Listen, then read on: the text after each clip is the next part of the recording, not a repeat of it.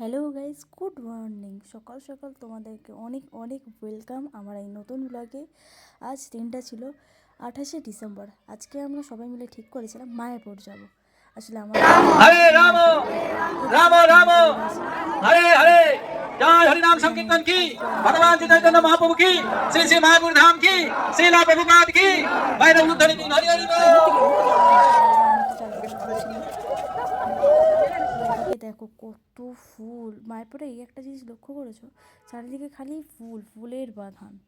এত সুন্দর ফুল, গাঁদা ফুল। আর এই দূর থেকে দেখো কি সুন্দর সূর্যের পাশে ভিউটা কি সুন্দর আসছে মন্দিরে। যে মেলাটা হচ্ছিল না মায়াপুরে, সেই মেলাটাই এই রকম কিছু বানানো হয়েছিল। এখানে সব কিছু লেখা আছে শ্রীমদ্ ভগবত গীতার সম্বন্ধে। আর এই যে ছিল মেন এই জায়গাটা আমার বিশাল পছন্দ। এখানে দেখো জলের মধ্যে একটা ছোট্ট কচ্ছপ আছে, আমি তোমাদের দেখাচ্ছি। এই দেখো কত ছোট্ট কচ্ছপ।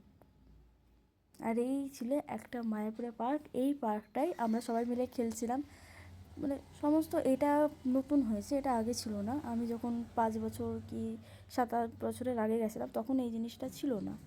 5 বছরই হবে, 7-8 বছর বেশি হলে। এখানে দেখো ভাই কেমন বাদরের মতো উঠছে, খেলছে। এই খেলাটা খুবই ভালো ছিল। এর পরেই আমরা চলে এসেছিলাম এইটা চড়তে না আমরা বিশাল মজা পেয়েছিলাম, বিশাল। তারপরেই তো আমরা একটু পেট পুজো করে নিয়েছিলাম, লুচি ঘুগনি আলু দম। हरे राम राम राम हरे हरे এই মায়াপুর থেকে বেরিয়ে সোজা গরম গরম দুধ চা খেয়ে নিয়ে তারপরে মোমো খেয়ে চলে